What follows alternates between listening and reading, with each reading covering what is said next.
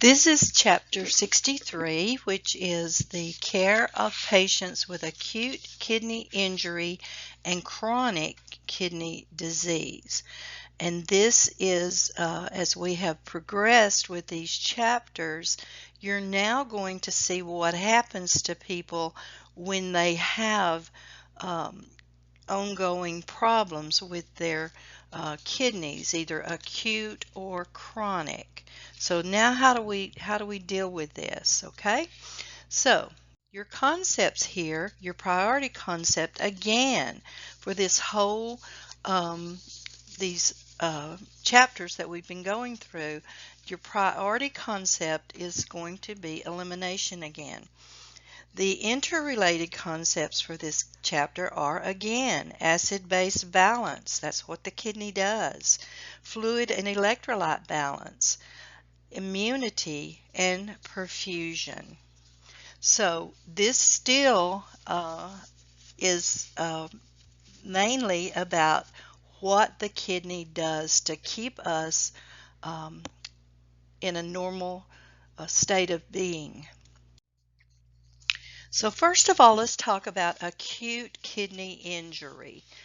Now, acute kidney injury can happen on your shift, or it can happen after surgery, or they can come in the ER with acute kidney injury. And what it is a sudden cessation of renal function that occurs when the blood flow to the kidneys is significantly compromised. Now, apply this back to what we talked about before. The kidneys are surrounded with blood because they're very vascular.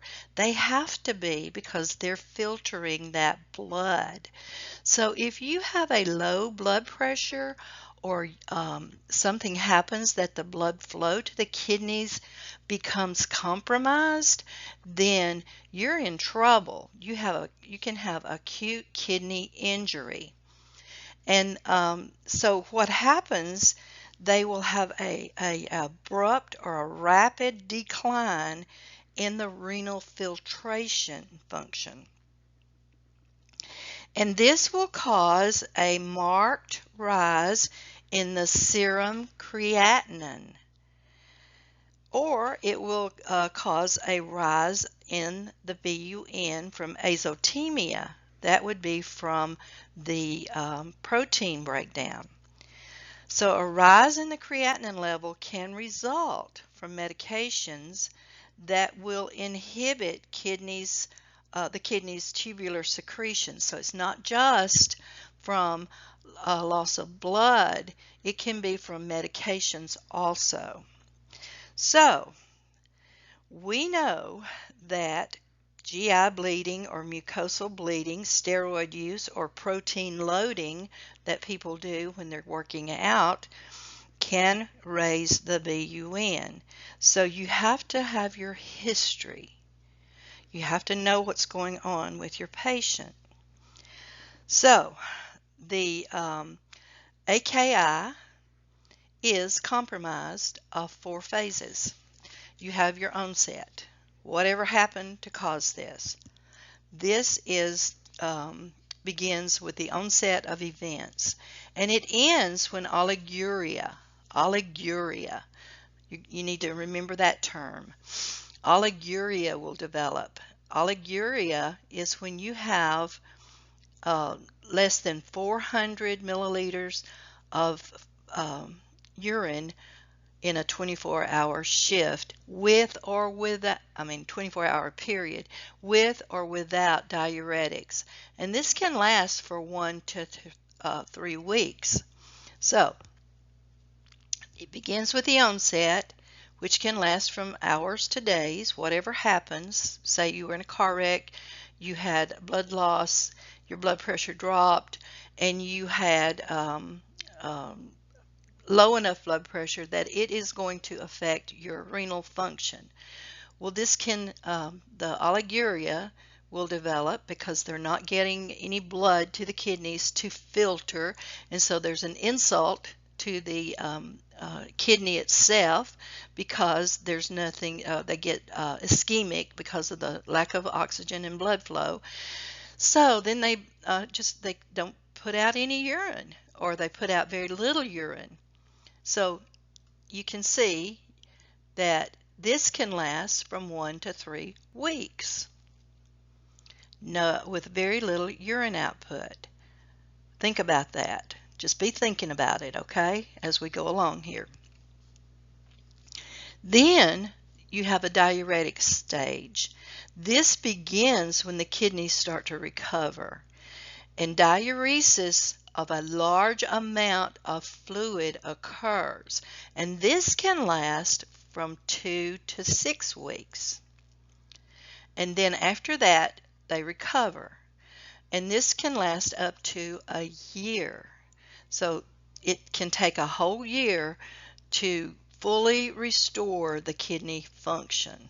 That's pretty significant, don't you think? You have to know that somebody who is in or has had shock or blood loss for whatever reason, if they have compromised blood flow to the kidneys, this can happen, and it is an acute thing. Okay?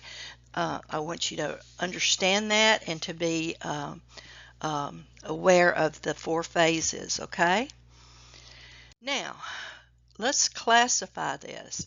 It can either be caused by the physiologic cause, which may be pre-renal, intrarenal, or post-renal. We'll talk about those too. Or it can be caused by the amount of urine produced, and that would be anuric, which is no urine, oliguric, or non-oliguric. So the classifications are a little obscure there, but they all will have low amounts of urine. Again, be aware that post-surgical patients are at risk due to blood loss and hypotension and concentrated urine. So they would be dehydrated. Acute renal failure results in hypervolemia due to overexpansion of extracellular fluid and plasma volume within the with hypersecretion of renin, because you have all that going into play.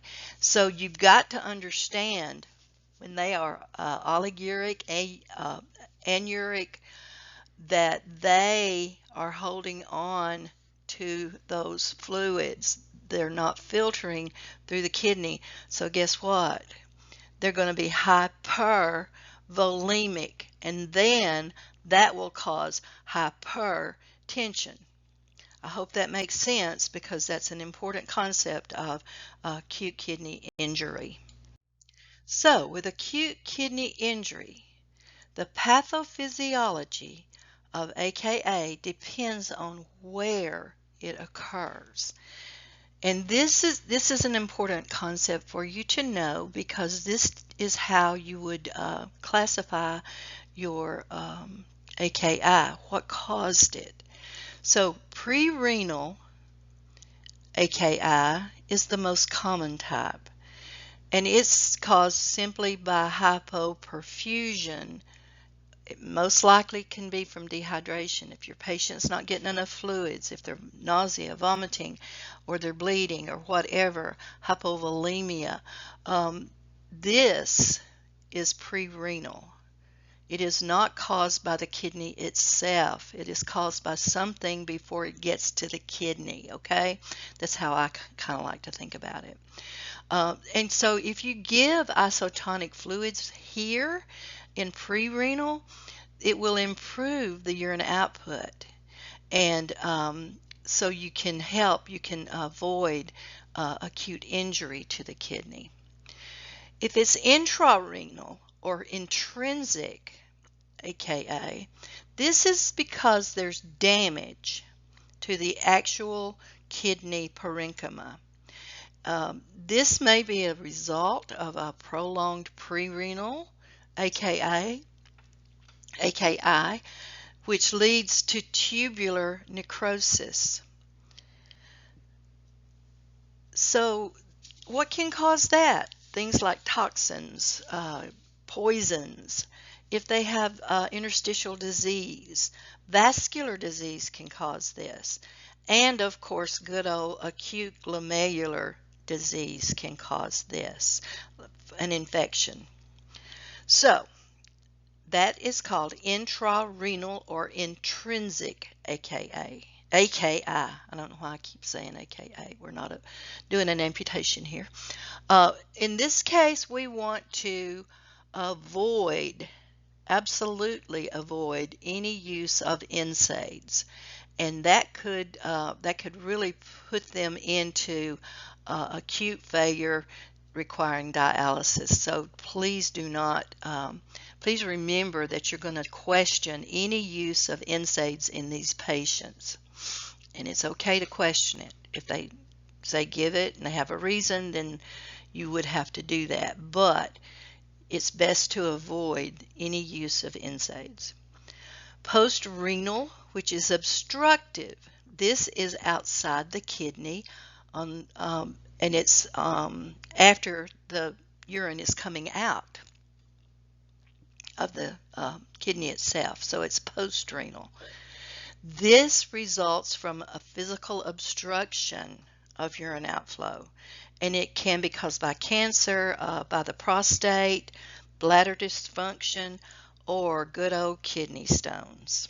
So postrenal is after the urine's been made and it's coming out of the kidney and it's going down to the urine outflow, and it's being stopped. And this backs it up and it causes damage to the kidney itself. The urine backs up, the hydronephrosis backs up, and or the urine backs up, and it can cause actual damage to the kidney tissue and the nephrons. Now, I hope you understand that. If you don't, listen to me again and make sure that you do understand this, okay? Because it depends on, treatment depends on what's going on. So, when you're assessing your patient, and I know I've got very busy slides here, and there's a lot of information, but that's so that you don't have to keep digging for it, and I want you to know this and be aware of what I'm talking about when we are talking about phases. This oliguric phase, remember we talked about it, it's 7 to 10 days long or thereabouts, and it's defined as a urine output of less than 400 milliliters in 24 hours. That is key, and it's underlined. In oliguria, your blood volume is going to be high because you're not getting rid of the fluid. So the sodium is going to be high. The potassium is going to be high. So if they are in this stage, they will have dietary modifications. They will have more carbs, decreased protein because they're not getting rid of protein. They have decreased sodium and decreased potassium in the diet, and of course restricted fluids. In the anuric renal failure, which is defined as urine output of less than 50 milliliters of urine in 24 hours, this is classified as anuric. They're not having any urine output. And really in acute renal failure or acute renal kidney injury, it used to be called acute renal failure, but now it's called acute kidney injury. Anuria is not really that common unless it is an obstructive renal disorder, which makes total sense because if it's obstructed, then no urine is coming out. The second phase is the diuretic phase. This lasts 3 to 4 days. The maximum time that it will last is 2 to 3 weeks. This is very, very significant. Think about this. Okay, my kidneys have recovered enough to start filtering again, and now I'm going to get rid of all that fluid that's been backed up in there in my body. all that extracellular fluid, intracellular fluid that's made me swell up and made me puffy and messed me up so much with my electrolytes. Now I'm going to get rid of it. And it's going to be double the output. And when it starts doubling, that means the nephrons are healing. They're getting better. That means that the patient is passing into this diuresis phase of acute renal injury or acute renal kidney injury. In the diuretic phase, blood volume is low, sodium is low, and potassium is low. So now we have to change the diet back around, and we're going to have to increase the fluids. Sometimes these people can have so much fluid loss that they get dehydrated, and because they get hypovolemic and their blood pressure will fall. So this needs to be watched very closely, and they may need to have IV fluids or definitely increase their fluids, and they need to know that this is going to happen so that they're prepared for this. And the recovery phase, which I have put very small letters here, it may take 1 or more years to restore the normal filtration and function, and all of this depends on the recovery of the nephrons. Actually, sometimes they recover completely, but sometimes, occasionally, they'll have a little bit of renal impairment. Nothing that will hurt them, unless, of course, they have more injury later. But this is a recovery phase. Acute kidney injury is reversible. Okay? Understand that. So, we're going to do patient and family teaching. We're going to teach about their diet. We're going to tell them how to prepare their food. When they're in the phase that they cannot have the high potassium food, then they have to avoid bananas, oranges, and dried fruit, because that is a very high potassium food. Also, potatoes are very high potassium food. One thing you can give them is applesauce. Medicines and treatment may include Lasix, which is a loop diuretic, and it would be administered intravenously every 6 hours at the initial treatment for volume overload. That's what you usually will start giving them. The very last resort is ultrafiltration by dialysis, just to get rid of their fluid. Patients with CHF on DIG level or on DIG must have their levels drawn, because it can become concentrated and they can have too much DIG on board. The main thing in this person with acute kidney injury is that you monitor their potassium levels. It can be very high or they may be very low. If they have hyperkalemia or hypokalemia, you must monitor their heart rhythm. So they need to be on a cardiac monitor.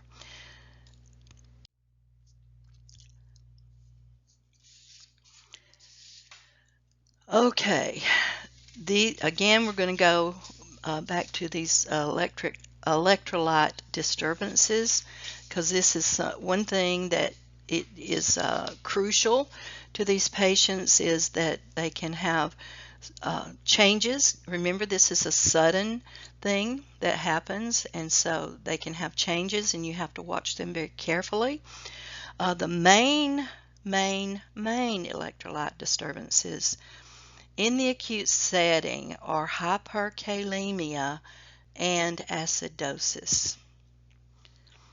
So hyperkalemia can develop into an emergency situation, as in cardiac arrest. So you have to get the potassium back into the cells. You must do something very quickly. And the aggressiveness of your treatment depends on the degree of hyperkalemia and the changes that you see on the electrocardiogram. These people, again, have to be on the monitor, on telemetry, in the unit, wherever they need to be on monitor. And what we do is, if we see that their potassium is getting very high and that they have changes on the EKG or the heart rhythm, then we can give, with an order, you would of course be calling either a rapid response or you would be notifying the physician. Me, I call a rapid response. And they can give 50% glucose with regular insulin. And what that will do, that it will move that potassium out of the blood back into the cells. They may also order IV calcium because it is cardioprotective and will temporarily reverse the neuromuscular effects of hyperkalemia. So you must monitor this, and you must be aware that this can happen in acute renal or kidney injury. Okay? How can we prevent this? Well, let's make sure that we don't get dehydrated. People who are susceptible to becoming dehydrated should drink at least 2 to 3 liters of fluid a day. Promote smoking cessation, weight loss, cautious, very cautious, to the point of no use of NSAIDs, and control of their diabetes and hypertension with prescribed medication. If they are if there's an infection going on, instruct them to take all of their antibiotics.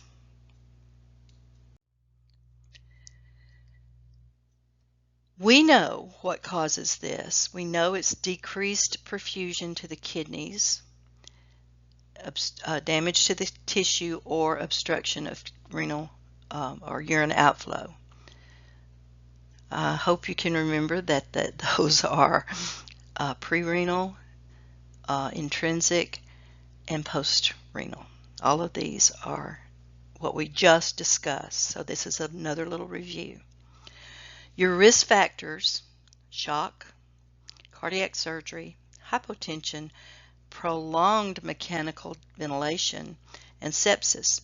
People who have COVID right now are in high danger of developing acute renal injury or acute kidney injury. Older adults or adults with chronic diseases are also at a higher risk. Again, teach your patients to drink 2 to 3 liters of water a day and avoid exposure to nephrotoxic drugs. Why did we say that again? What are nephrotoxic drugs? Some antibiotics are nephrotoxic. You will see them be administered according to the function of the kidney, and to their peak and trough levels will be done, and you want to make sure they're getting a therapeutic dose. Also, we want to make sure that we do not expose them to anything that's going to harm their kidneys.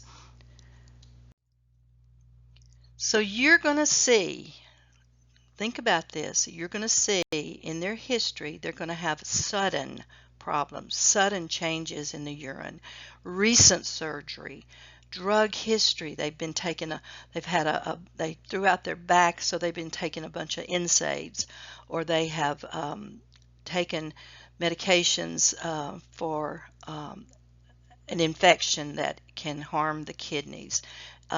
Coexisting conditions such as diabetes, immunity-mediated AKI, and that's going to be with some of the lupus type diseases, things that are can put people into acute kidney injury, and that can also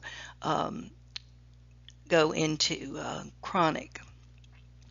So, if a person has hypotension or shock, comes through the ER, had to have blood, went to the surgery, and they came back, they're in the unit, or they come from the unit to the floor, usually you're going to have some knowledge of what happened to your patient. So you're going to watch for this. You're going to anticipate that they may have some acute kidney injury after they've had hypotension or shock. And then a history of obstructive problems such as cancer or kidney stones or prostate problems. So of course you're going to recognize your cues. You're going to do an hourly urine output. A lot of times these people are in a unit, and you want the urine output to be at least 30 milliliters per hour. You're going to assess them. You're going to listen to their lungs. You're going to look for edema. You're going to observe their blood pressure. And you want to assess them for fluid overload, because if they're not putting out enough urine and they're taking in IV fluids, then you may see some signs, overt and covert signs of fluid overload. And of course, you're going to evaluate their blood pressure for signs of hypoperfusion and hypoxemia. You're going to really watch for their oxygen and their blood pressure. You're going to assess their labs. This is your cues again. These are cues. You're going to look at their lab. You're going to put all this together. Creatinine would be rising, BUN would be rising. Their electrolyte levels are very important here. You need to know what their potassium is. We need to know what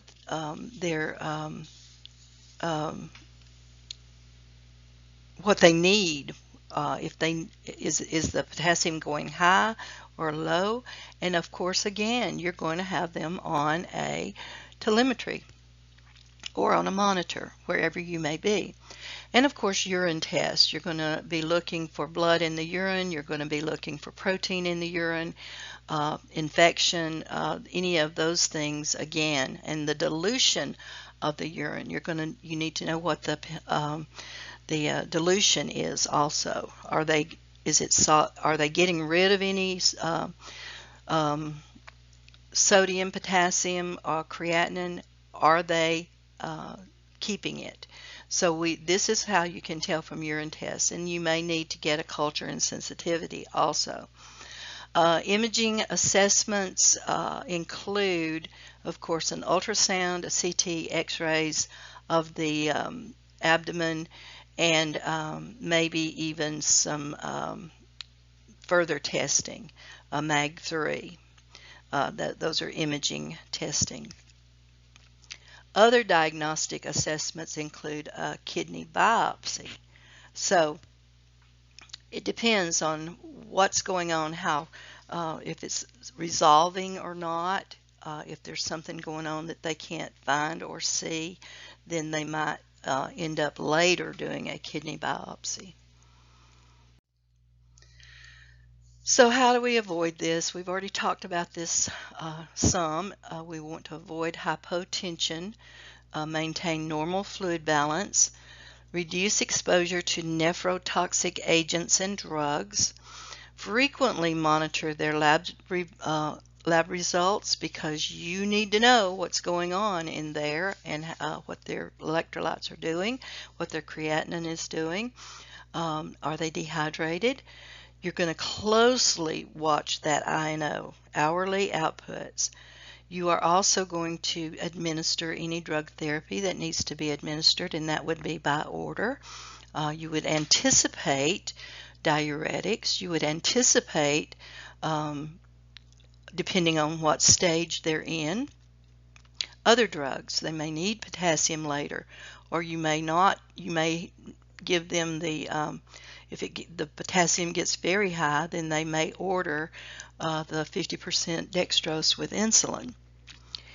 Also, their nutrition is dependent, remember, it's dependent upon what phase they're in.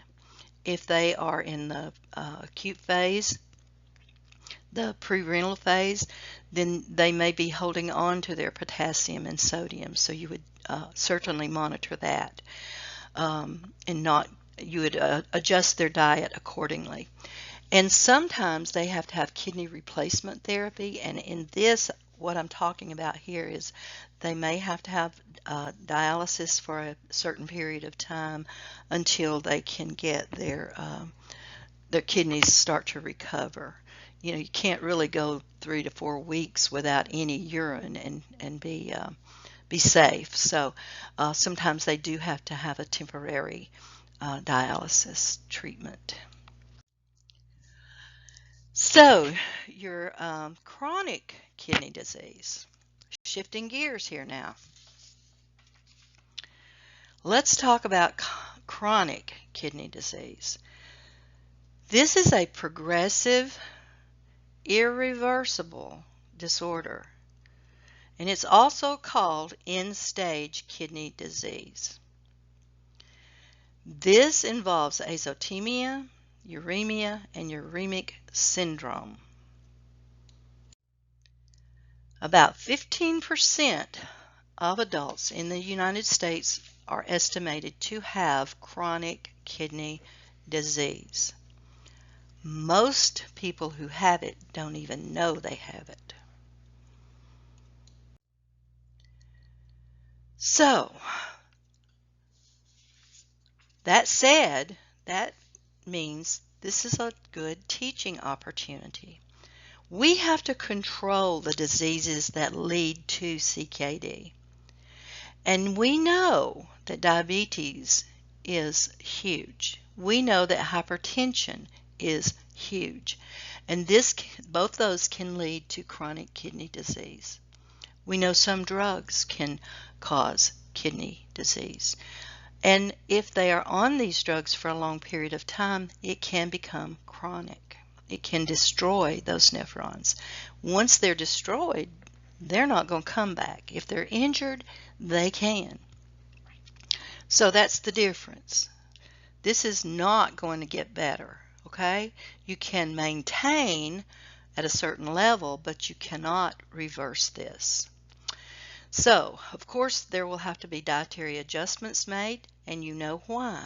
Because your electrolytes, you're not filtering, and the amount of fluid that you take in has to be monitored, because we've already talked about all that. We have already discussed it. We know that this is going to be a permanent thing. So weight maintenance is also very important, because we know, and you're going to find out, that you have to weigh these people every single day, same time, with the same clothes on, the same way, because any amount of fluid that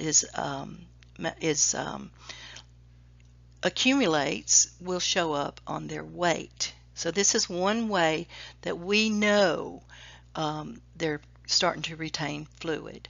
So maintenance of their weight is very, very important. And you want to make sure they're not eating too much, because that can also alter how we treat. So smoking cessation, of course, always, always, always. That's a good health promotion. Moderate exercise, and to limit the amount of alcohol intake that they have. So you're going to do a history on these people. Always remember history. If you haven't gotten it by now, with all the teaching we've done to you guys, history is, it's so important. So you want to get their weight and their height, and you want to know, have they gained or lost any weight, and how long and how much. You want to know their medical history, and you're going to ask them about any problems they've had with their kidneys, any kidney stones, any problems with their prostate, any problems with uh, their family history. Absolutely, those people who have the polycystic disease are going to end up with chronic kidney disease. So you want to know this thing. You want to know that up front because this is going to be part of their treatment plan. How do we treat our patients? Drug use, especially the NSAIDs. Dietary habits. What do they eat? Do they eat a lot of potassium? Do they eat a lot of sodium? So we need to know these things. We need to know what they eat and how they eat. And of course, any GI or genital urinary problems. You're going to ask them also if they've had any neurological changes, if they've been weak, if they've had any problems with their gait or any of those problems that may be related to electrolyte changes. Any cardiovascular symptoms such as palpitations or chest pain. Respiratory symptoms. Have they been short of breath, which may indicate fluid accumulation? Any hematologic symptoms? Think back why you would ask that. Where is erythropoietin made? It's made in the kidney. What does it signal? It signals to the bone marrow that we need more RBCs. So that's lost, and so they may have some anemia.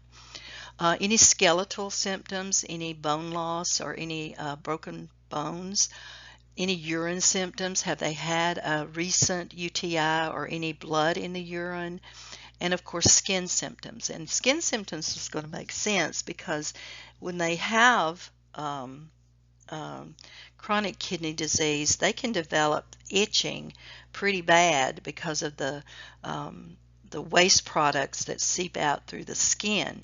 So you may see that they have a lot of scratching on their skin where they've been itching.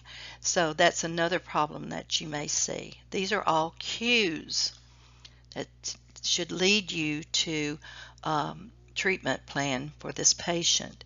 And this is a nursing treatment plan. Okay, you're going to assess them. Psychosocial assessment, their anxiety, their fear, because this is major, major life changing. Their coping mechanisms, can they cope? Do they have a good support system at home? And you need to recommend, if they need it, some mental health professional follow-up if they feel like they cannot cope. So they may need some help there. So here's some more cues. We got to look at our labs. Yeah, we got to look at our labs. Big time look at our labs. These are so important. Every one of them right here you should know.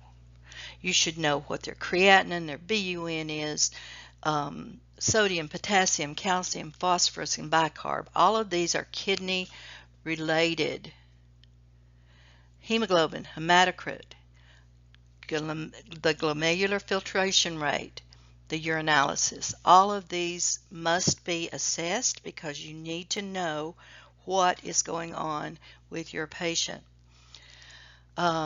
Imaging assessment, sometimes they will do x-rays of the kidney and the CT scan, but it may show something, it may not. You don't really know what's caused. Well, chronic kidney disease may not show anything that's acute, is what I'm trying to say. Okay, now, what is our risk for here? We've already talked about this, and I'm going over it one more time here so that you get it. More than 100 different disease processes can result in progressive loss of kidney function. That's why there's so many people in the U.S. who have some loss of kidney function. But the two main causes, which you would do well to remember, that lead to dialysis or kidney transplantation are hypertension, uncontrolled hypertension, and diabetes mellitus.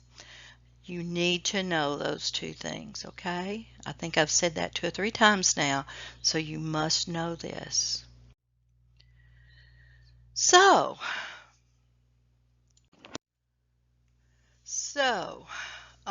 we know that CKD, just like acute kidney injury, has stages. Stage 1 is when they have just a minimal kidney damage with a normal GFR, which would be greater than 90 milliliters per minute.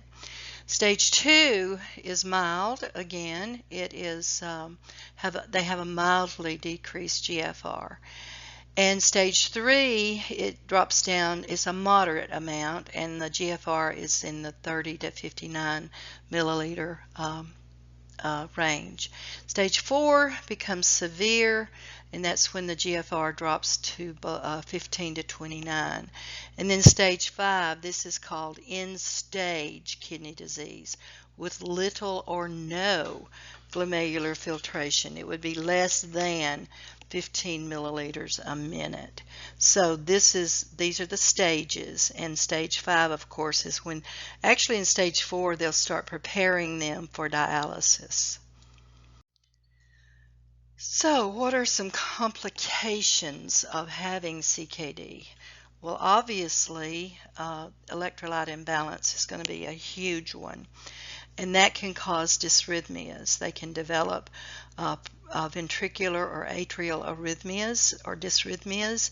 They can have fluid overload, hypertension, metabolic syndrome or metabolic acidosis, and secondary infection and uremia.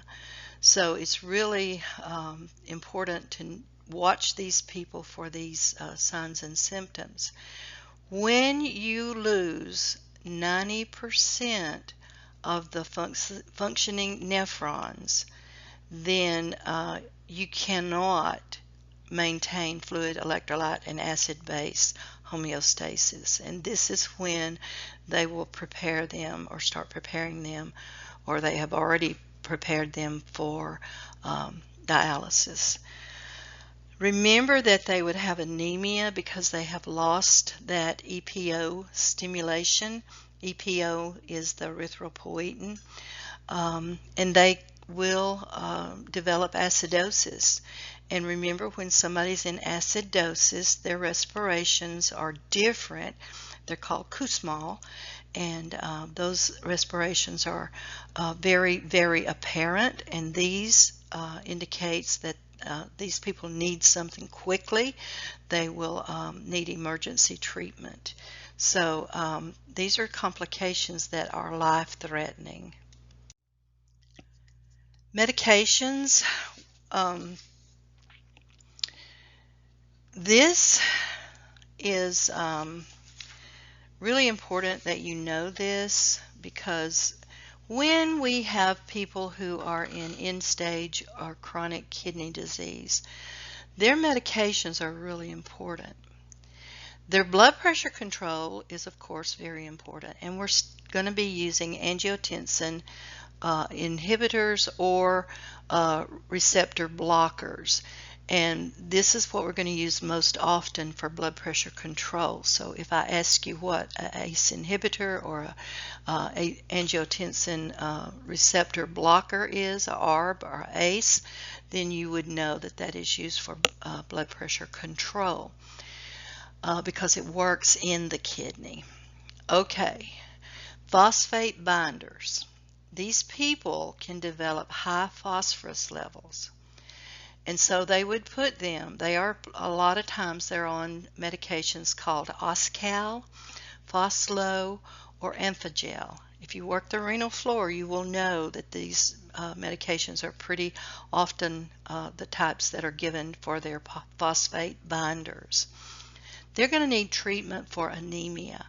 They will need extra iron in the diet. They may need iron pills or even intravenous iron. They will be given erythropoietin as an injection. And sometimes they do require a blood transfusion. They may need extra calcium and vitamin D. The doses of intervals of drugs that are excreted or metabolized renally will have to be adjusted according to whatever little bit of glomerular filtration rate they have. That's why a lot of times you will see medications given only during dialysis. Okay, medications. Again, we are going to avoid administering any medicines such as aminoglycosides or amphotericin B, any NSAIDs, and of course the IV contrast dye. Those are all nephrotoxic drugs. So remember that. Remember you're looking at your lab work after they've had any of these, even if they don't have kidney disease. Dig levels are required if they're on lanoxin or digoxin because they will have a slower excretion of that when they have chronic kidney disease. You would administer lanoxin or digoxin and other medications after hemodialysis unless otherwise ordered. The reason for that is that it will be dialyzed out of the blood and out of the system. So you can only give these after dialysis. Otherwise, it will be like they never had them. Sometimes, if they have a huge increase in their serum potassium, I have seen people who have a serum potassium of 9 or 10.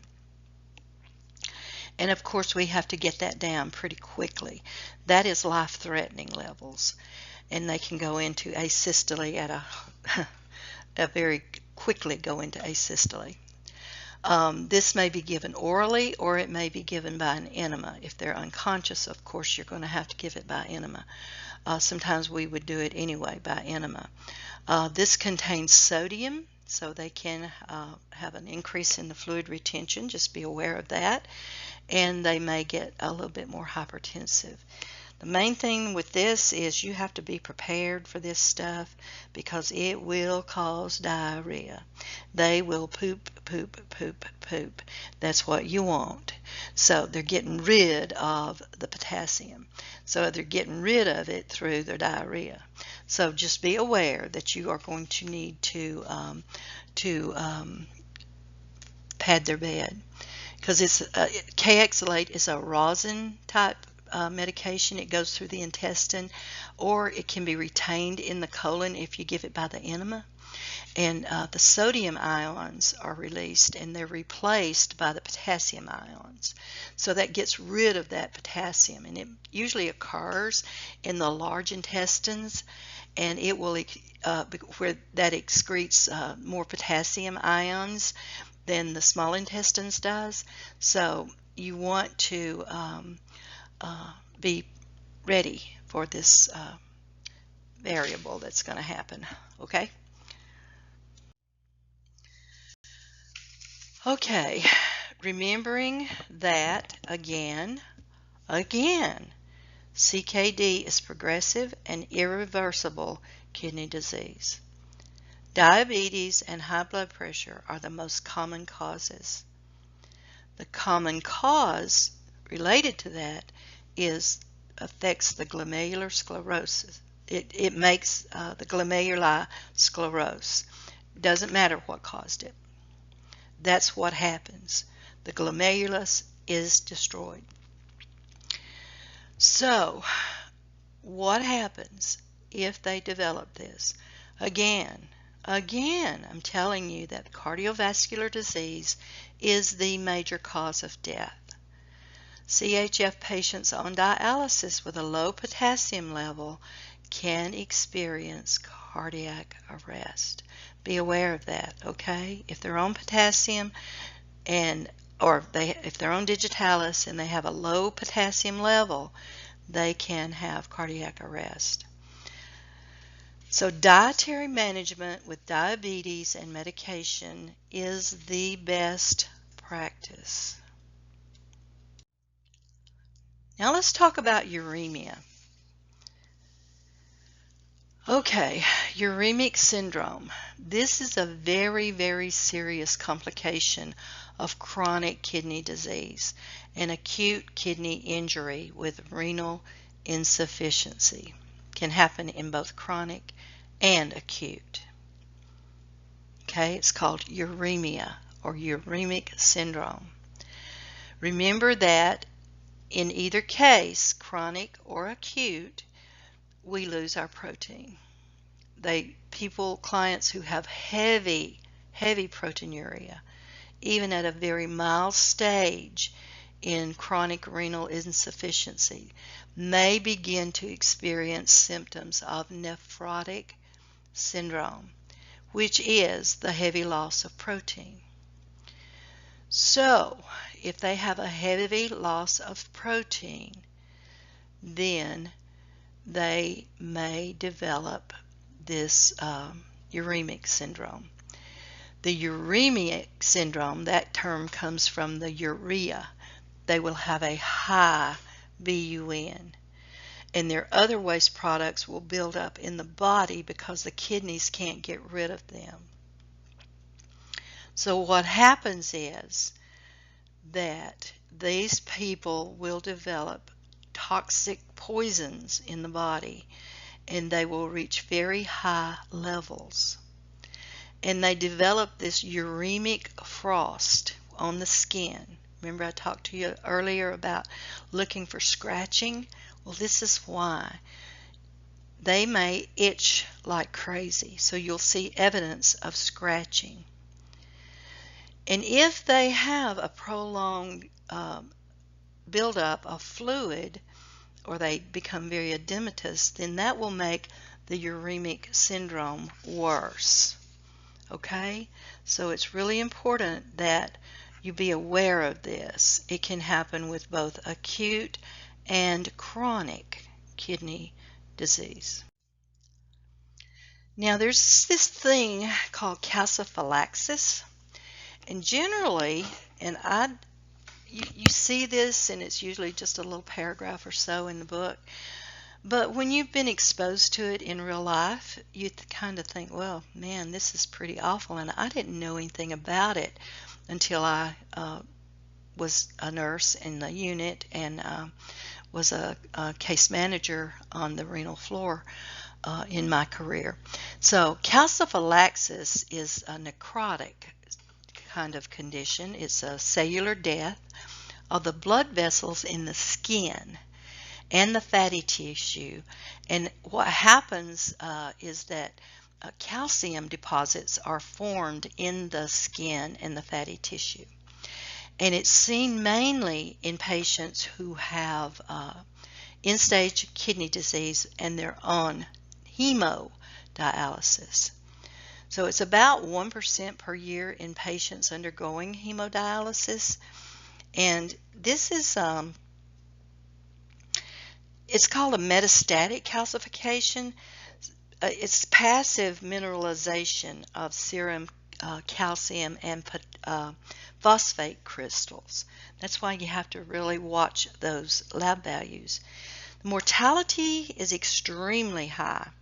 The small blood vessels get blocked with blood vessels or with blood clots, and that's what causes it to become necrotic, and they turn black, and they think it's because of the calcification that occurs within the walls of the blood vessel. So it's more common in women than men, and it's more common in obese patients compared to those of normal weight. And it's also more common in patients who've been taking corticosteroids or other immunosuppressive medications. The mortality rate, as I said, is very high, and the primary cause of death is secondary infection related to those ulcers, and they become septic. So be aware of this. I have seen this 2 times as in my nursing career. I know it happens more often than that up on the renal floor, and it happens to people who are on, who of course have chronic renal disease. So your chronic renal or kidney disease, notice that I use those terms interchangeably because I am old and that's how I was taught, and I forget sometimes to call it chronic kidney disease. Anyway, you're going to, of course, analyze your patient. You're going to think about what's going on with your patient.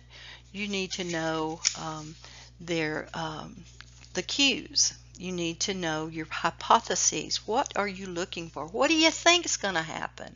Well, they're going to get fluid overload. Hello. The kidneys can't maintain the fluid balance. They're going to have decreased cardiac function because they're going to have dysrhythmias, fluid overload, and increased peripheral vascular resistance, aka high blood pressure.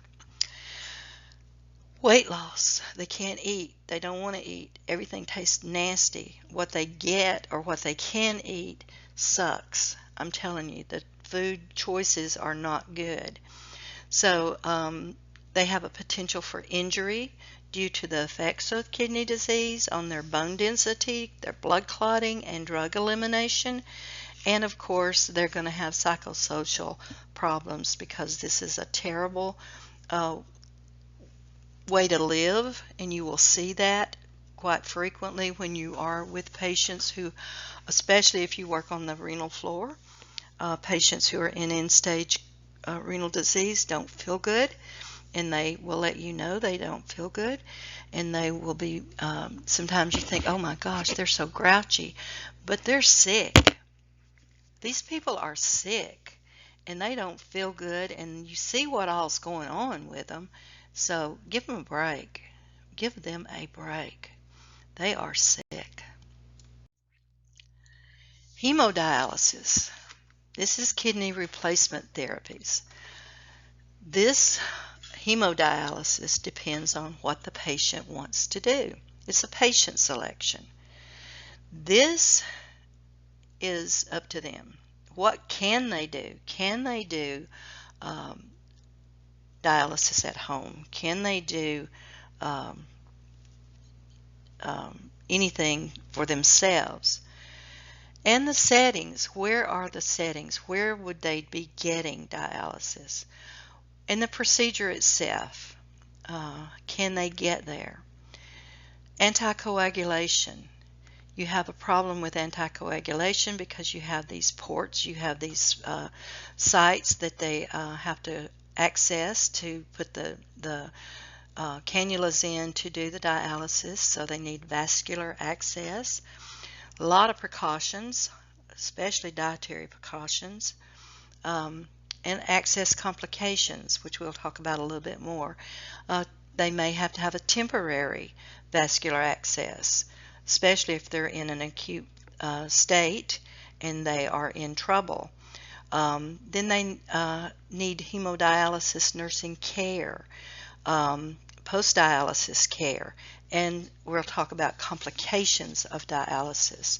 So these are all related to hemodialysis. So we're going to talk about some of this stuff. Renal replacement therapy is used for patients with loss of kidney function and inadequate waste elimination. Life expectancy for these patients it ranges from 3 to 5 years. Okay, so it's a replacement therapy. How do we get there? What do we do? What do we need? Well, first of all, let's talk about getting an access here. We want to have somehow to do this. So the arteriovenous fistula, the AVF, is the accepted gold standard mode of repeated vascular access for hemodialysis. It lasts a long time. The patient tolerates it well, and it doesn't cost as much as other venues.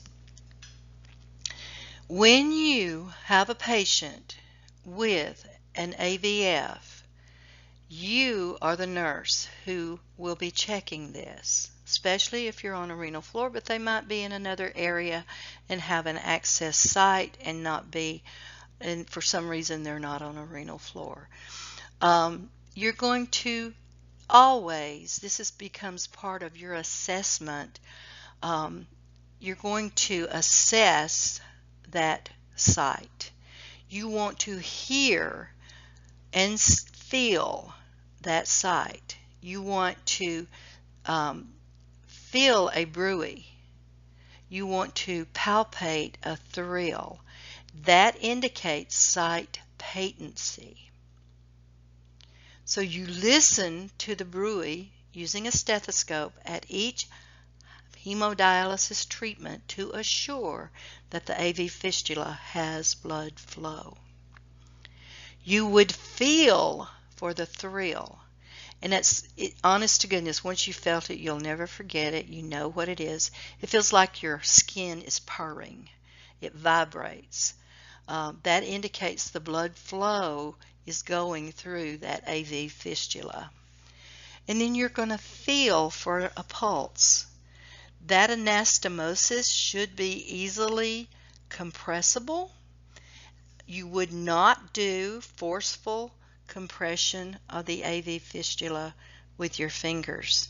You would just barely feel it, but you would feel that pulse. In fact, you could probably see it. Remember that a strong pulse down below the site is not it's not really a good thing, because that suggests that there's an obstruction downstream. So you should feel the pulse, but you should not feel a strong pulse at the site. It may suggest that something's causing the blood to flow harder. You never, ever, ever, ever, did I say never? Use these sites for anything but dialysis. You do not use that arm for any blood pressures or lab sticks. You leave that arm alone. You do not use that site for anything. I don't care how tempted you are or what's going on. You leave it alone. That is their lifeline. Don't compromise it. So what's our goal here anyway? Why are we doing this? Why do we need all this stuff going on? Well, your goal is to help the impaired renal function. You're going to get rid of those wastes, such as nitrogen and creatinine, which build up in the bloodstream. And you will monitor this very, very, very carefully. And if they have dialysis, when they do dialysis at the end, they're going to draw blood. And they're going to see what the blood looks like now. They draw it before and they draw it after. They draw it before because they want to know what the prescription is for their dialysis. Depends on how much of the dialysate they use, what strength, what this. There's a lot of things that go on in dialysis that you will never do unless you work in dialysis.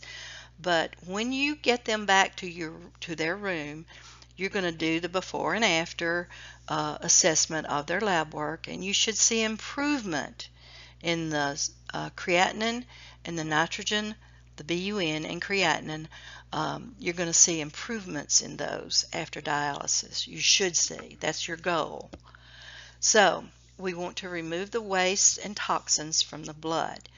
Remembering that the blood goes through, and you'd have to understand the process of dialysis, but the blood never touches the artificial kidney. It's done by osmosis, and so bacteria and other organisms are too large to pass through that dialysate membrane. So really the dialysate and dialysis filters are not sterile, but they have to monitor the amount of bacteria in the water supply. It has to be extremely low, and that is monitored very carefully. So, our most common method, since we are talking about hemodialysis, obviously we're going to talk about hemodialysis. This is the most common method used to treat advanced and permanent kidney failure. And Lord have mercy, this requires a coordinated effort. Usually it's done outpatient. When they're in the hospital and they have to have dialysis, they will have to be admitted to the hospital. Medicare, Medicaid will not pay for inpatient or outpatient in the hospital dialysis. So they have to be admitted, and to get their dialysis, they have to have a reason for admission. That becomes quite a little conundrum when things are not going well for our dialysis patients.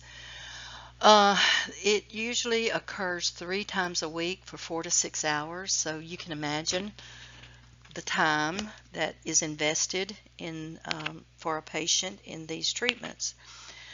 And I want you to be aware of the fact that it is a very successful life-saving and life-sustaining therapy, but it only partially replaces one aspect of renal function. It will take out the water and the solute excretions. It provides about 5% GFR. So that's why the life expectancy is still reduced. It's very significantly reduced. When we're talking about dialysis, let's talk a little bit right now about some ethical considerations. And remember, once the patient has the right to know what's going on and what this entails, they have the right to refuse. But it has to be an informed decision, not something just that they saw Grandpa do and they don't want it. They have to understand what it does and why it does what it does. Because there's no cure for chronic kidney disease. Untreated, it usually worsens to end stage.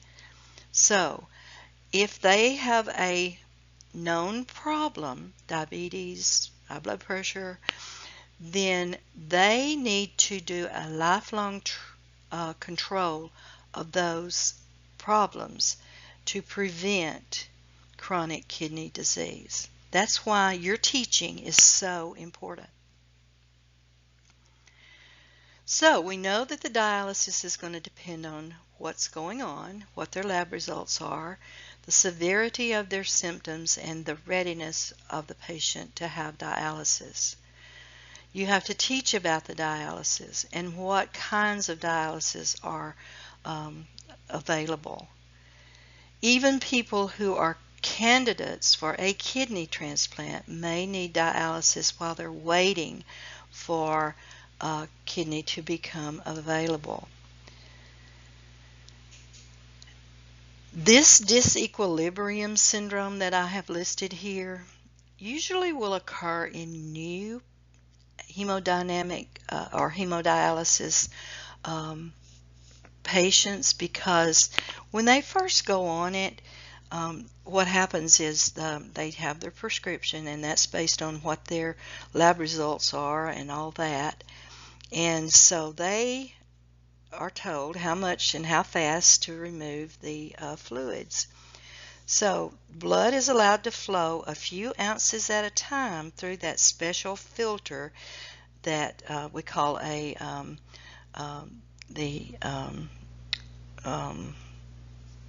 dialysis filter. This filter cleans the blood by osmosis, like I told you. And then the clean blood is returned back to the body. And so the removing all that stuff, the waste, the extra salt, fluids, will help control their blood pressure and keep their proper balance of chemicals, because they know how much to take off. And they have to follow this strict procedure. Now, when they first go on it, they don't know how fast really to how the patient's going to tolerate it. And if it goes too fast and they take too much fluid off at one time, it causes what's called a disequilibrium syndrome, and that can occur due to an imbalance of the solute concentration across the blood-brain barrier. So they get a mismatch there, and they get a terrible headache, nausea, vomiting, and their muscles will start twitching, and they may even have a seizure. What do? Well, you want to reduce that flow rate. You're going too fast, and their treatment time they would not go as long for that patient, and they would gradually increase that so that their equilibrium is maintained.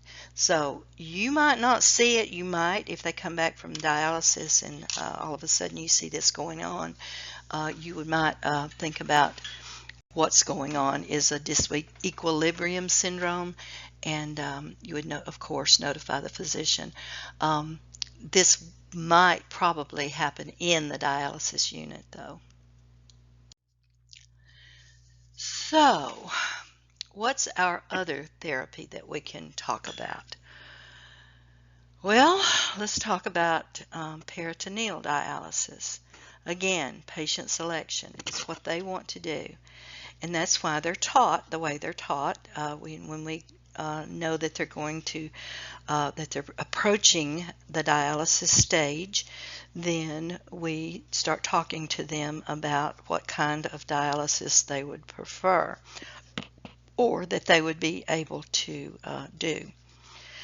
Now, peritoneal dialysis is the second of the two, and this is a procedure. It involves having a catheter placed into the peritoneal area. The patient has to be able to tolerate this, and they also have to have a peritoneum that will absorb or will hold this fluid and can do osmosis. Then you have to understand the process. This is how it's done, what they need to know. It has to be extremely clean. For you, it's we use sterile gloves. Also, you have to know about what's added to dialysate, and they have to be able to know what kind they're getting. And the types of PD. There are different types of peritoneal dialysis, and some of them are very patient friendly and can be done overnight so that the patient doesn't have to fool with it during the day. There are complications, of course.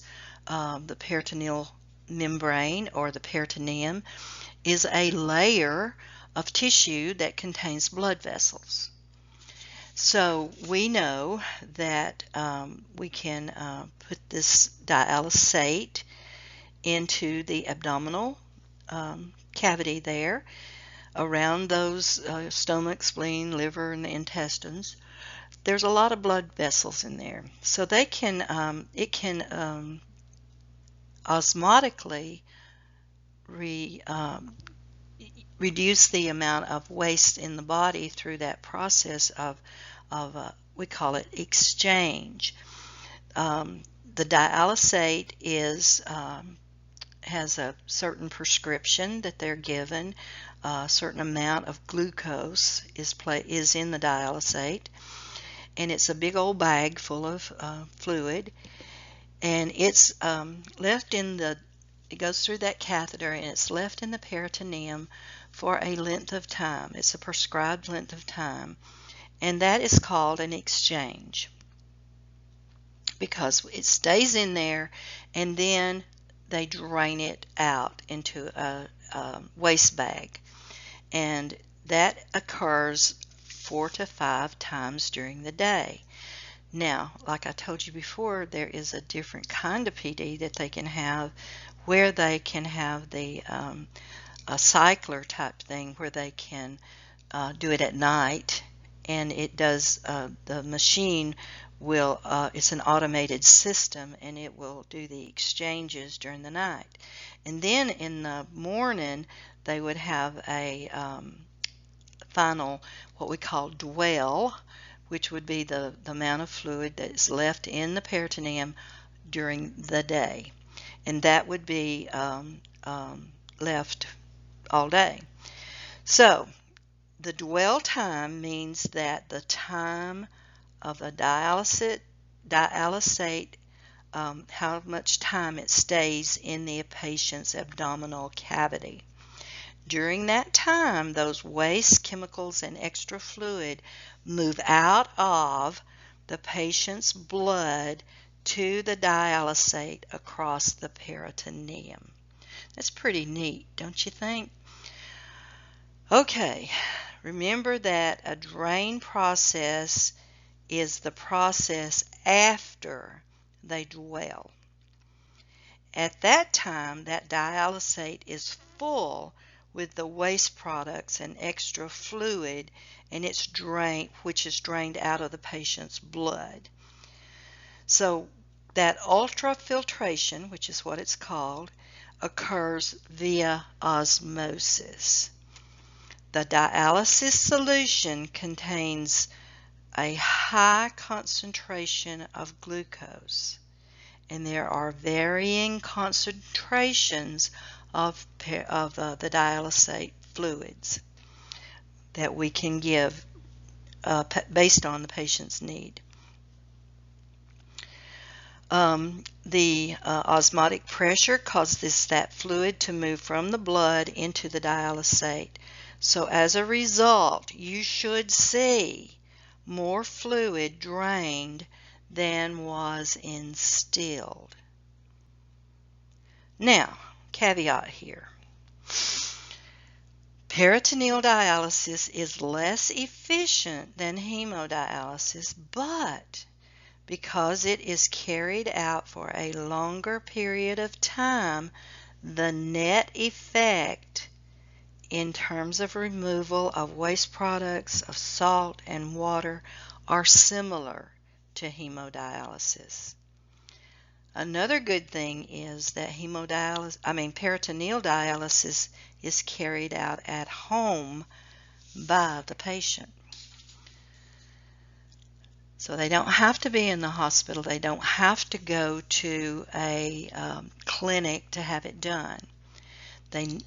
Support's good, but it's not essential.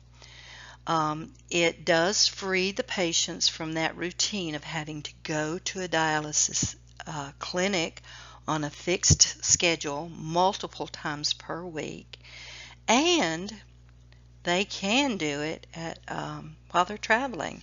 They can have the dialysis companies, the people who supply the dialysate, you can call them and have them ship it to wherever you're going. So this is a better way for people who can do it. So let's talk about that a little bit more, okay? Peritoneal dialysis, which is chronic ambulatory peritoneal dialysis, you will hear it referred to as CAPD. That is what it's called, and that is the use of that the peritoneum to filter the blood. And it's the only type, the continuous ambulatory peritoneal dialysis is the only type that's done without machines. It's done by the patient. It's done 4 to 5 times a day at home or at work. Yes, they can do it at work. They put a bag of dialysate, which is about 2 quarts, into the peritoneal cavity through that catheter. And we call them Tinkoff catheters. The dialysate stays there, as I said, about 4 to 5 hours before it's drained back into the bag and thrown away. This is called an exchange. A new bag of dialysate is used each time to do an exchange. And while the dialysate is in the peritoneal cavity, the patient can go about their usual activities at work, at school, or at home. And, yay, their diet is not as structured or as limited. This is a dialysis exchange. This is a peritoneal dialysis exchange. As you can see, the dialysis solution goes down into a catheter into the peritoneum, and it is instilled there. And then when it sits there for 4 to 6 hours, then the same catheter is used, and they roll up that bag and they put it around their waist there, and they have another they go through what they call the drain, and that is drained back into the old bag before they hook up a new bag. And this has to be kept extremely clean. And if they're in the hospital, you will be doing these. If they're sick, you would be doing these, and you have to use sterile exchanges because you have different organisms and bugs on you than they do. So we do not expose them to our germs. So it's in the room, very isolated in the room. Don't let people come in. You wear a gown. You put a mask on the patient. You put a mask on yourself. You use gloves. All of this is very controlled. It has to be kept very, very sterile and clean. They do it at home, but they will use regular gloves rather than sterile gloves because it's their germs. Is there a danger to all this? Well, obviously there is, and we'll talk about that in just a minute. When you're giving it, that sterile solution is run through a tube into the cavity, and it has to be infused quickly. When performing dialysis, it should go in over 15 minutes or less. So it should go in very quickly. Now, if the patient doesn't tolerate it well, then of course you're going to slow it down, but it usually can go in very, very quickly.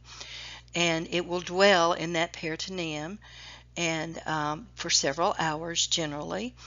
And if they're in the hospital, it may be for a different reason. They may be giving medications through the dialysate if they have peritonitis or something. So it all depends on the reasons. But at home, this is normal. This is how they would do it. It will take several hours to dwell. And if you will please remember what we're giving in there and be aware that they're absorbing some sugar. This the sugar that's going in is what's causing this osmosis. So you have to make sure that you're monitoring their glucose because these people can develop hyperglycemia, and you don't really want that to happen either. So you're going to monitor, if that you have them in the hospital, you're going to monitor their glucose, especially if they have diabetes. The higher the amount of glucose is that the patient is getting, the more fluid they're going to lose.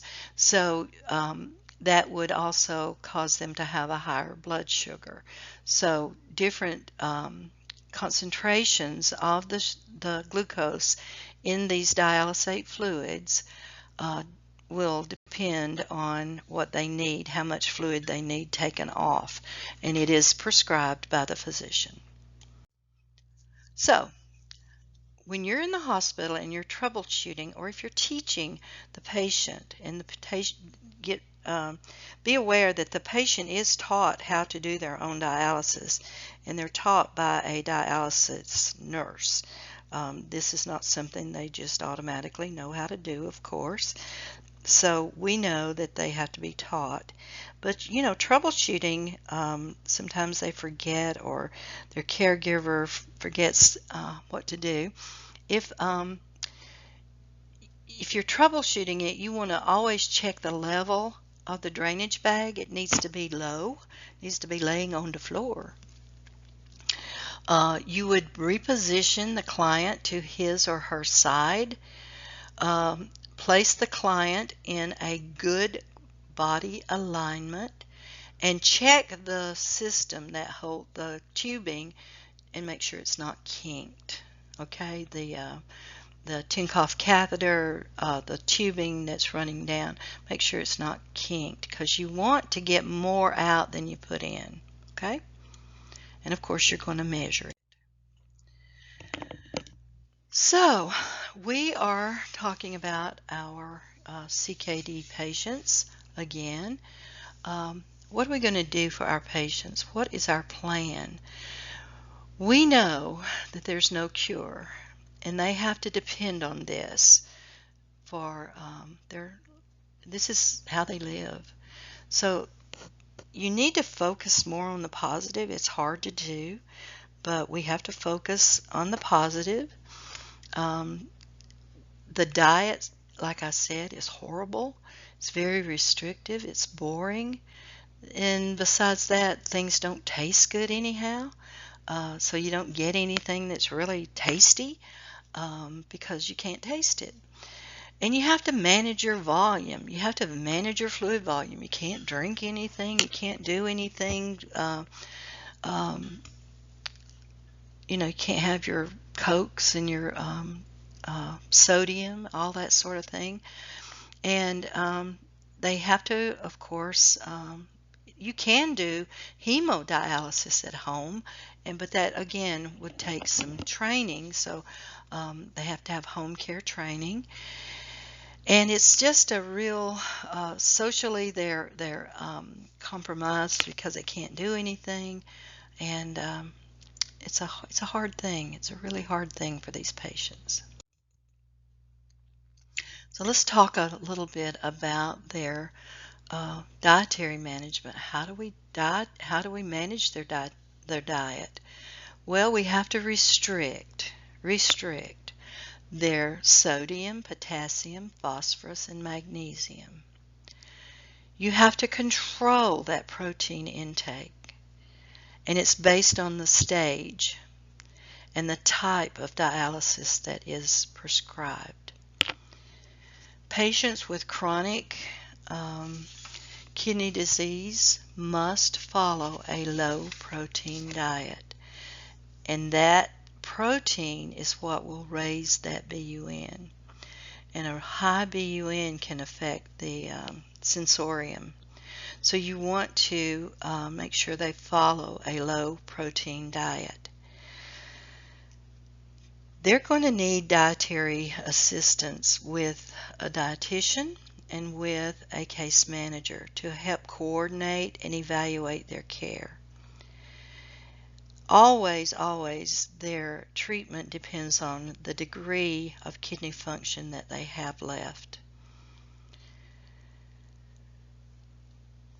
You may see that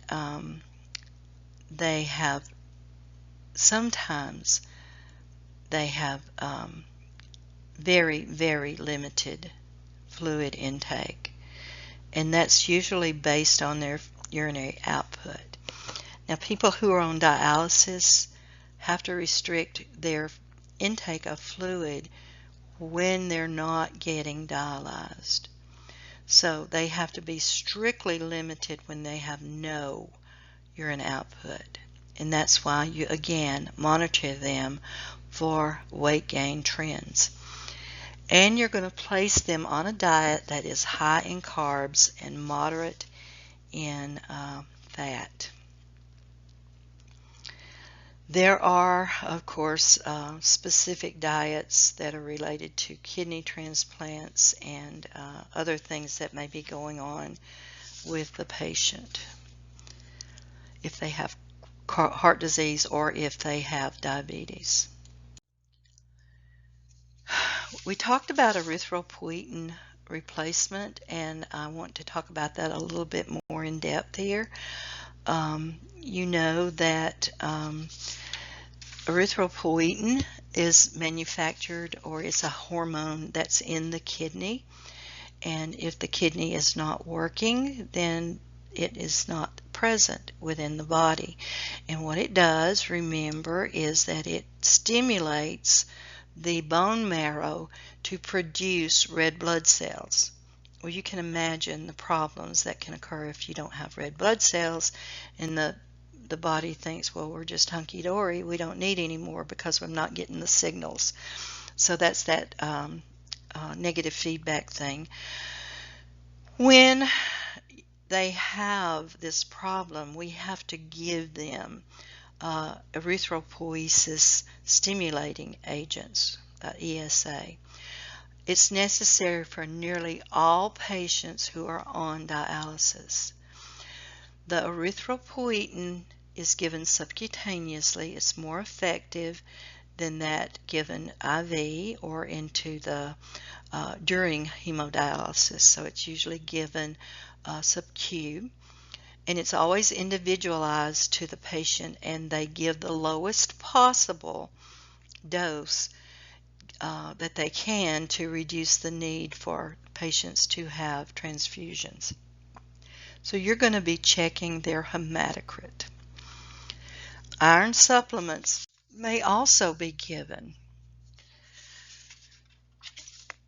Let's talk a little bit about transplantation. This is again a renal replacement modality. This is the modality of choice for patients with diabetic nephropathy and pediatric patients.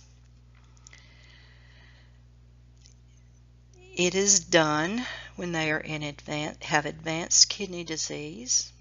They have a reasonable life expectancy, and that's an ethical decision sometimes, and if they're medically and surgically fit for the procedure. In the United States, they are placed on a list when the GFR is less than 20 milliliters a minute. Grafting can be done by a cadaver or a living donor.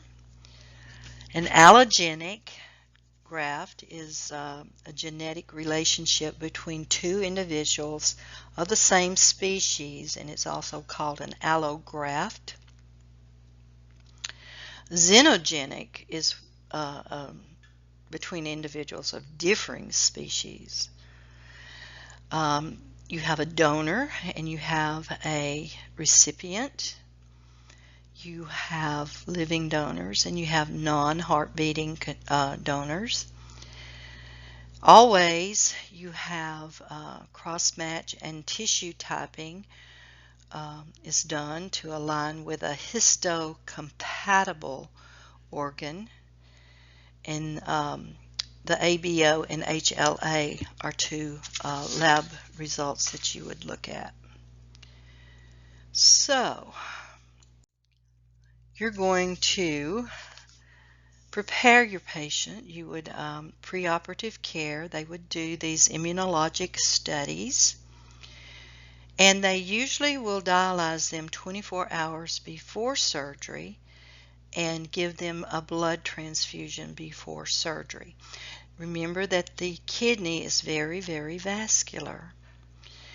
Operative procedures depends on the status of the donor. The failed kidneys are generally left in place unless they're infected or enlarged, such as a polycystic kidney, or if they're causing pain. The new kidney is placed in the right or left anterior iliac fossa.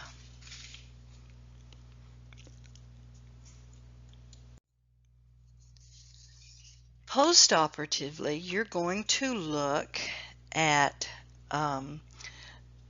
the management of their kidneys. You're going to assess their hourly urine output for 48 hours. They will have their primary short-term and long-term goals are follow-up to surveil them for signs and symptoms of any renal dysfunction. The clinical manifestation is generally an increase in their creatinine level, so you're going to have to watch their lab results. The greatest considerations are rejection. Sometimes the rejection medications can cause nephrotoxicity, especially the cyclosporin, the pimecrolimus, and the tacrolimus. These are all toxic to the kidney, so you have to make sure that you're monitoring that. You want to make sure they're not having a recurrence of native kidney disease. And also, you want to watch the time interval between transplantation and the rise in a serum creatinine, because that will tell you if they are having problems with their graft dysfunction or a rejection of their kidney. So we have all these problems that can occur. The transplanted kidney, that they have provided us here a picture of what it looks like. If you're looking at the slides, if you're just listening to them, just pop on and see what it looks like. There are different ways to do to put the kidney in, but they usually will leave the old kidneys in and place the new one in above in the right iliac fossa. They anastomose it in there. Your goal of treatment is, of course, to maintain their kidney function. You want to make sure it's working properly.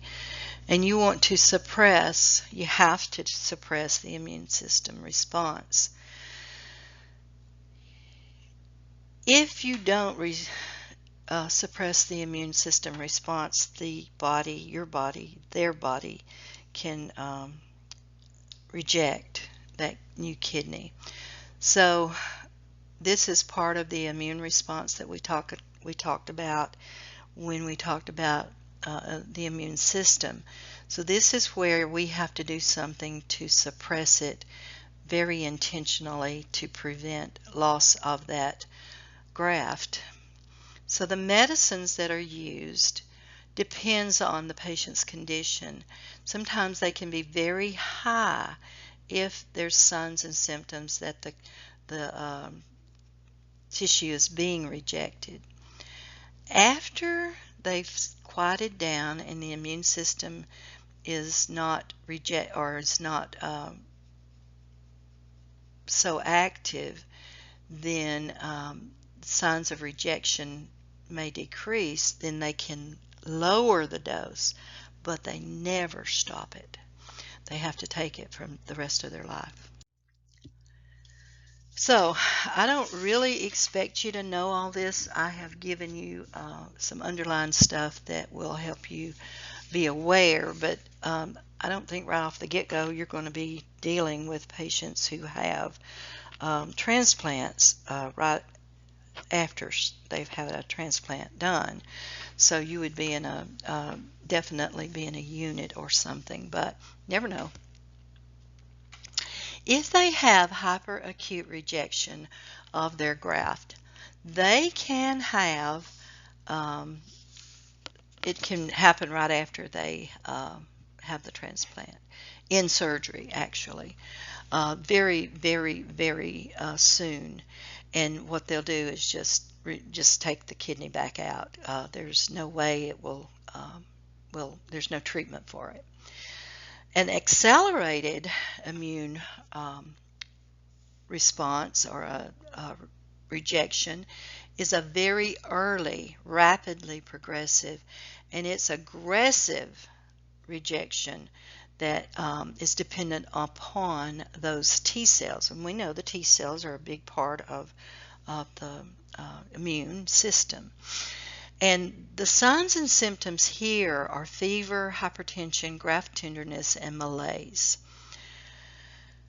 The immediate treatment would be with anti-T cell antibodies and giving corticosteroids intermittently, and that can actually reverse the process. So these can be salvaged, about 50% of them. And they can also have a mild rejection, and that can be successfully reversed with the cortisones. If they are moderate or severe, then they will use those anti-T cell antibodies. The chronic rejections are slow and progressive, and it's kind of like going through the whole thing all over again, and that is similar to having native renal function problems.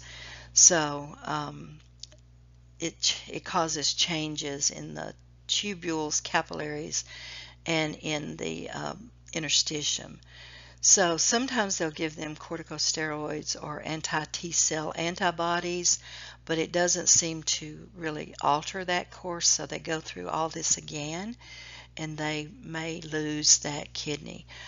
Can happen up to 2 years after transplantation, and it's chronic. Go through all that and then lose your kidney anyway.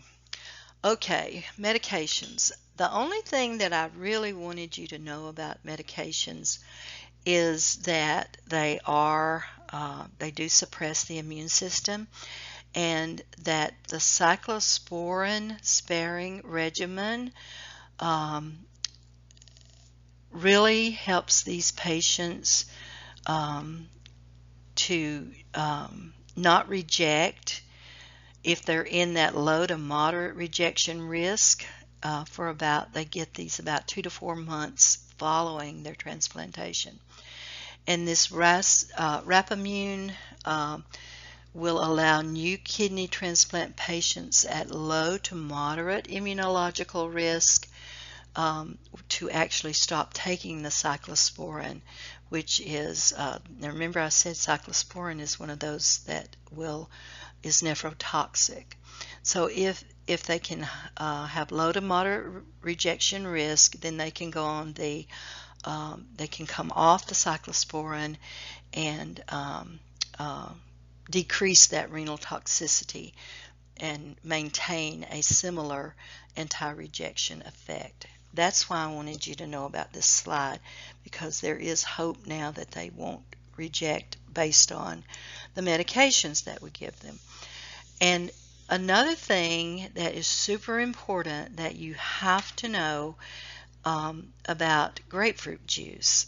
If they're taking any of these transplant medications, they can't eat or drink any grapefruit juice because it will affect the enzyme in the liver or in the wall of the intestine that prevents drugs from being absorbed into the body.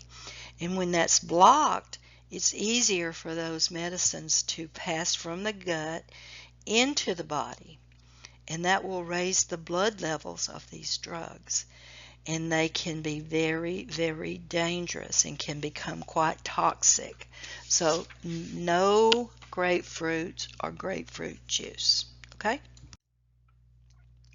Naturally, you've got to teach all this stuff. All of this is very important, that the patient be able to take care of themselves at home. And they have to keep their follow-up appointments because we have to know what their kidney's doing and how they are tolerating it.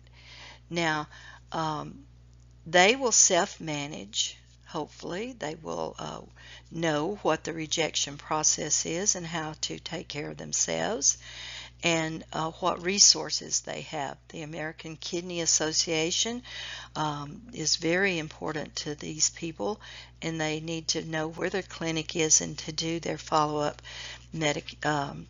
treatments. They cannot not take their medication. That is super important. So they need to be taught and taught well. So our outcomes would be, of course, to have appropriate fluid and electrolyte balance, that they will be eating well, not drinking grapefruit juice or eating grapefruit, that they would avoid any infections at their vascular sites, and use effective coping strategies, prevent or slow their systemic complications. If they will still have diabetes, it doesn't take that away, and report an absence of physical signs of anxiety or depression. Well, that's going to depend on how well they're doing. So you're going to watch for that, okay? That is appropriate evaluation of outcomes. Let's talk about a case study here. Now, when you have a patient who has chronic kidney disease, a 71-year-old patient with chronic kidney disease and a history of type 2 diabetes, had surgery 2 weeks ago to place a vascular graft for hemodialysis. She is going to have hemodialysis this morning. Which drug should be held until after the dialysis treatment? You can give her calcium, atenolol, glyburide, or a multivitamin. Which one of these would you hold? The answer here is that you would hold the vasoactive drug, and that's what the atenolol is. It's a beta blocker, and it can cause hypotension during dialysis, and they really do not want people to get hypotensive when they're giving or doing dialysis. So it's usually held after a hemodialysis treatment. I'm going to do a little caveat here to tell you that most of the time you will withhold any drugs before they go to to hemodialysis, because the doctor will generally say, because some of the drugs will be dialyzed off and won't be effective. So you're really going to be careful about medications given before dialysis. So the client's daughter asked why her mother must be weighed before and after, and weighted is not the correct word there, weighed before and after dialysis treatment. What is the appropriate nursing response? Is it because it's part of the protocol? Is it because it ensures she's getting adequate nutrition? Or is it because it estimates the amount of fluid and sodium your mother is retaining and how much is taken off during her dialysis? Or it's essential for calculating the fluid restriction your mother will receive on non-dialysis days? Well, of course, the answer to this is C. It's the best way to estimate the fluid and sodium retention and removal during dialysis. Your next question asks, following dialysis, which assessment finding would you anticipate as a nurse? Would you anticipate that the weight would be increased after dialysis? Would you anticipate that the temperature might be higher following dialysis? Would you suspect that they might have clotting studies that would be reduced after dialysis? Would you suspect that their blood pressure would be higher than pre-dialysis? Well, the answer to this question, and we didn't really talk about this, but it's something that you can learn from here on this question, is that the answer is B. The temperature may be a little bit higher after dialysis because the machine warms the blood a little bit. They should definitely have weight and blood pressure decreased. Heparin is required during hemodialysis, and that would increase the clotting time. So the answer to this is B. Okay, so you're getting ready to go home, the patient's going home. So what restrictions are you going to talk about with the patient's diet?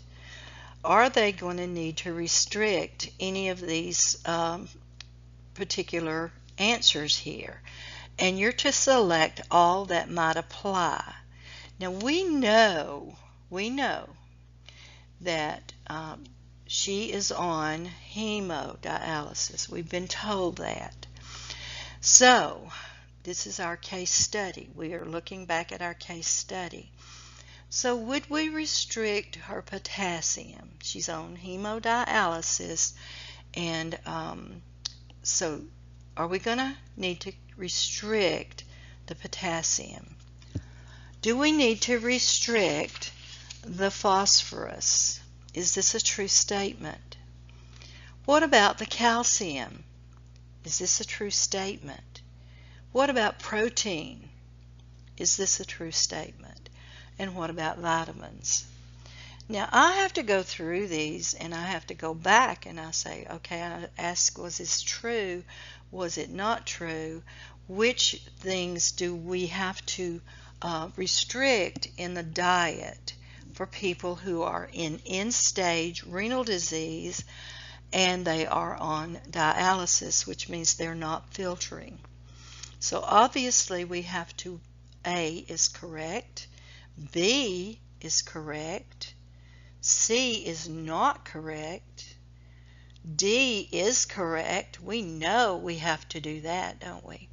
And vitamins, well, no, we don't have to restrict those. We actually need to supplement them.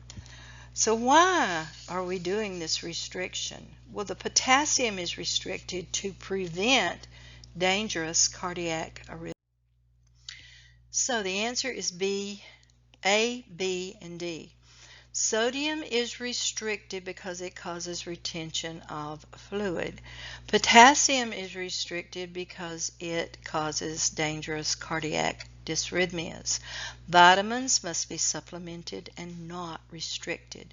And if you will remember from your anatomy and physiology days and your chemistry days and your biology days, there is an inverse relationship between phosphorus and calcium, which means when the phosphorus is high, calcium is low, and it should not be restricted.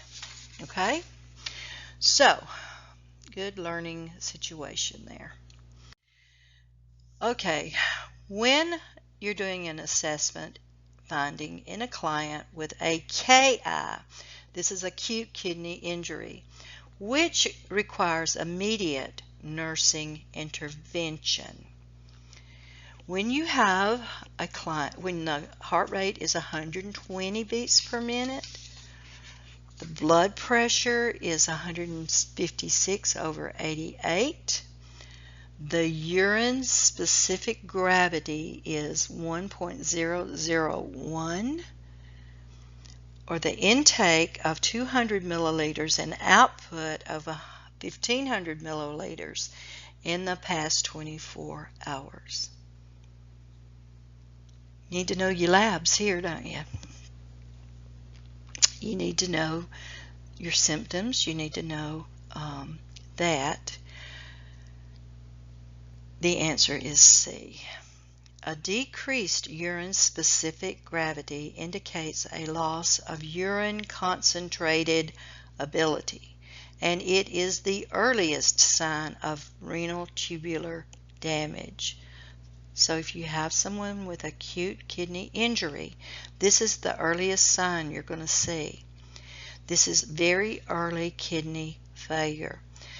Normal urine-specific gravity ranges from 1.002 to 1.028. Assessing the client's perfusion status is also very important in the prevention and/or treatment of kidney disease. So your answer again is C. Your normal urine-specific gravity ranges from 1.002 to 1.028. So that means they are very dilute.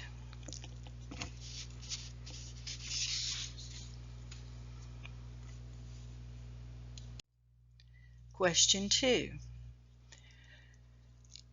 A client with end-stage kidney disease has this serum laboratory analysis. These are our cues, remember? End-stage kidney disease. What am I thinking of here? Their potassium is 5.9. Their sodium is 152. Their creatinine is 6.2. And the BUN is 60. What is the priority nursing intervention? This is your cue, and this is where you're going to be thinking, what do I need to watch for? What are we going to do to intervene here? They're in end stage kidney disease. Okay? Their potassium is 5.9, sodium is 152, creatinine is 6.2, and their BUN is 60. What in the world are we going to do here? I pray that you get this. The answer is A. You're going to assess their cardiac rhythm because their potassium is way, way, way too high. So you've got these electrolyte imbalances, and their electrolytes are compromised in end-stage kidney disease. So hyperkalemia is a life-threatening event. In clients with kidney disease, this myocardial response, which is their heart rate and rhythm, should be assessed to determine appropriate treatment. High sodium can increase the patient's risk for seizures. Excessive fluid balance will negatively affect breathing, and clients with end-stage kidney disease will have acid-base imbalances because they're unable to synthesize the bicarb. So you're going to see metabolic acidosis. So you're caring for a client who will soon receive a kidney transplant. When the client says, what will I do if the transplant doesn't work? What is your appropriate nursing response? Well, let's try to get through the surgery first. Or, kidney transplants are almost always successful. Almost always successful.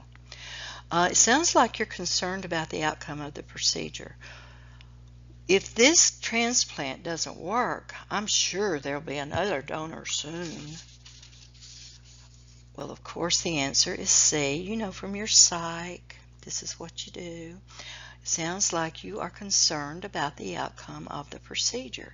And they are. Of course they are. So you're allowing your client to express their feelings. Their question demonstrates concern. They're scared, and they should be. So this allows further exploration of those feelings by verbalizing the implied. B gives false reassurance, and D dismisses the client's feelings, and response A does not even address their feelings. So that ends our renal discussion, 4 chapters. I hope you have enjoyed this. It's been a lot of time, I know, spent listening to me, but I have given you the information that you need to absorb the concepts of the kidney and the role of the kidney and what happens when the kidneys fail or are injured. So if you have any questions, I am free to answer them prior to the test, and certainly want to help you if you are confused. So just let me know. Talk to you later. Bye-bye.